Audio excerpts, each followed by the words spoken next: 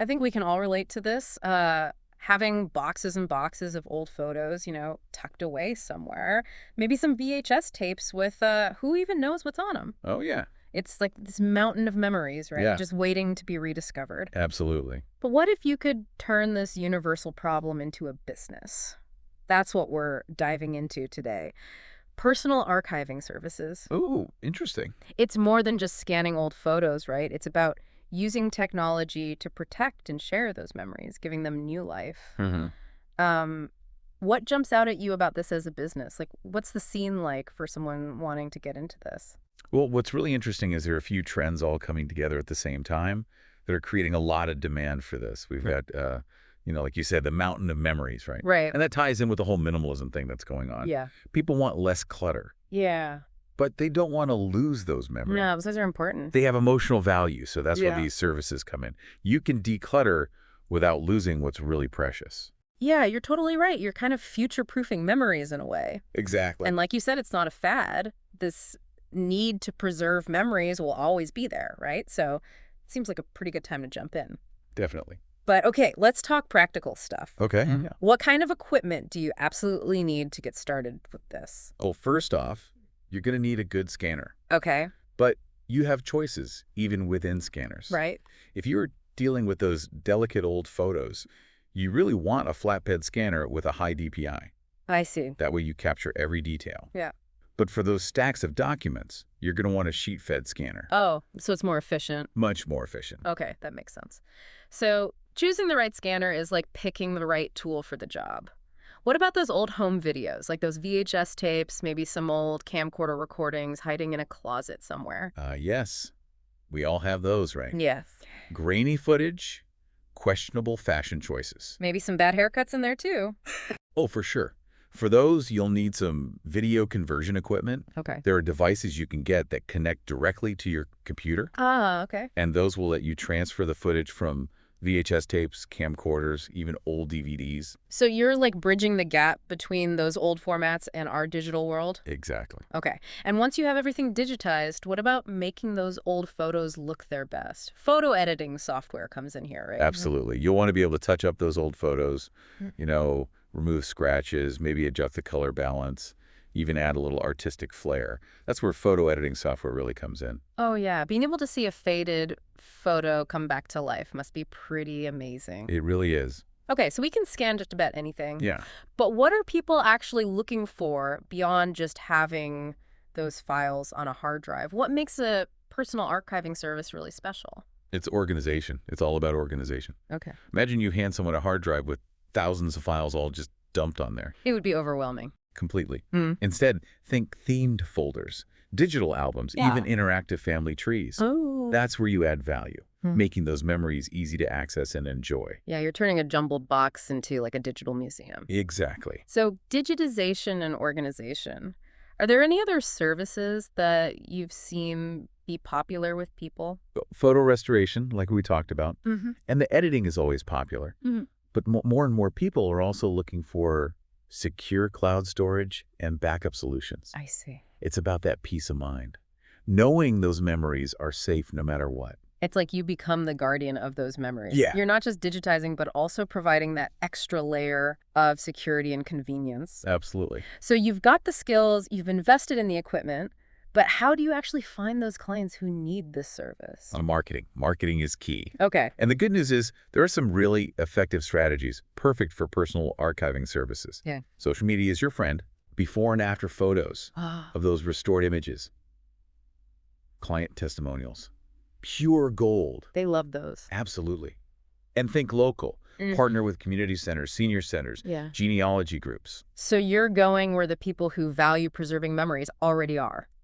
Exactly. Makes sense. What else? Yeah. Are there any other ways to kind of position yourself as the go-to person for this in your area? Content marketing can be really powerful. Okay. Share your expertise. like that. Write blog posts with tips on organizing family history Mm. or create video tutorials on digitizing old photos. You're not just selling a service, you're establishing yourself as the expert. Right. So you're sharing your knowledge and your passion, and that helps build trust. Exactly. attracting those clients who are looking for exactly what you offer.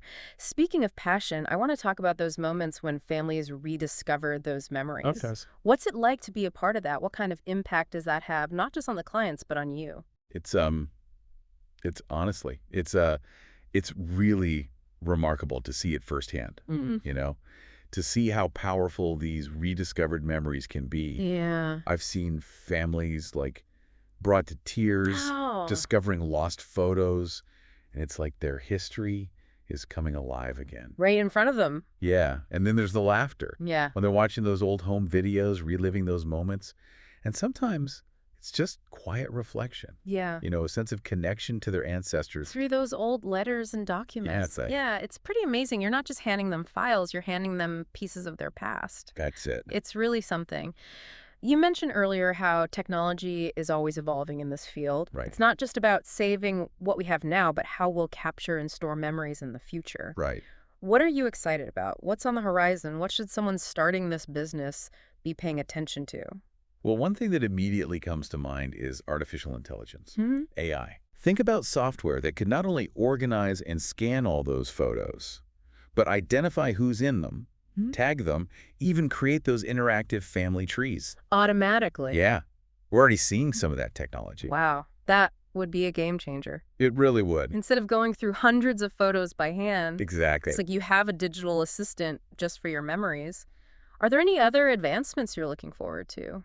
The rise of virtual reality and augmented reality is pretty exciting. Oh, yeah. Imagine putting on a VR headset and you're suddenly back at your grandparents' wedding. Wow. You're right there in the room, experiencing it firsthand. Wow. Or using augmented reality to see those old photos with historical information overlaid. So you're not just preserving the past, you're making it an experience. Yeah, They're exactly. taking those memories to a whole new level.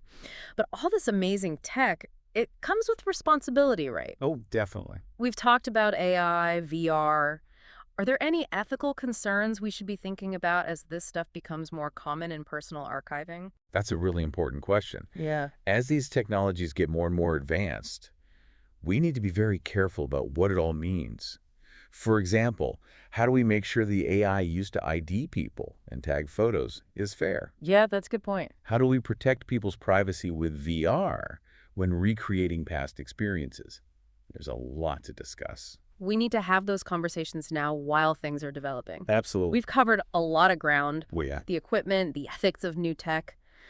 But for someone who's seriously thinking about starting this kind of business, how do they go from idea to actually launching? Well, the first step is to figure out your niche. Who are you trying to reach? Families, individuals, small businesses. What services will you offer? Once you have that clear vision, you can work on a business plan. Okay, Get funding if you need it. Start buying the equipment. makes sense. Then it's setting up your workspace, creating a professional website and social media presence, and starting to market those services. Planning, preparation, and putting yourself out there. What are some of the biggest challenges someone might face starting out? I imagine standing out in a growing market is one. You got it. Yeah. As more people realize how important it is to save those memories, there's going to be more competition. So you have to find a way to differentiate yourself. Okay, yeah. Maybe it's specialized services, Mhm. competitive pricing, outstanding customer service, a really strong brand. It could be a combination of all those things. Finding your unique spot in the world of personal archiving. Exactly. Once you've got those clients, what's the key to making sure they're happy with what you deliver? You have to manage their expectations, Yeah. especially when it comes to photo restoration. Okay. Sometimes damage is just too far gone, or the results might not be what the client was picturing. You have to be honest about what's possible, set realistic deadlines, and communicate clearly through the whole process. It's like any creative service. You have to balance what the client wants with what's actually doable. That's a great way to put it. But in the end, I bet the real payoff is seeing how happy your clients are when you give them their memories back. Oh, absolutely. What are some of your most memorable client experiences? The ones that really stick with you? Oh, I have so many. I once worked with this woman. She had boxes and boxes of old photos and letters. Yeah. Her father had kept them. He was a World War II veteran. And through those materials, she learned so much about her dad that she never knew. Wow. She gained a much deeper understanding of his experiences during the war. And seeing that connection, how profoundly she connected with his story, it was really moving. That's amazing. You're not just saving photos and videos, you're saving history and legacies. It's true. You're like a custodian of time. Any other stories come to mind? Moments that show just how powerful this work can be? Another one that stands out, Mm. it involved a family that had lost their home in a fire a few years ago. Oh, no. Thankfully, everyone was safe, but Oh, they thought all their photos and videos were gone. oh, that's heartbreaking. It was. I was actually able to recover some of their digital photos from some old cloud backups and social media. Really? And seeing their faces when I gave them back those memories, it was just a powerful reminder of why I do this work. That must have been incredible. It really shows how deeply connected we are to our memories and how important it is to know that those moments are safe. Before we go to the final part of our deep dive, is there anything you'd like to leave our listener with? I think the biggest takeaway is that personal archiving is more than just technology and business. Okay. It's about connecting with people, understanding their stories, and helping them preserve what matters most. If you come to this work with passion, with empathy, and a genuine desire to make a difference, you'll find it incredibly rewarding, both personally and professionally. Beautifully said. Now, listener, before we move on to the final part of our deep dive, we want to hear from you. What resonates most with you about personal archiving? What questions do you have? Share your thoughts in the comments below, and we'll be back soon to explore.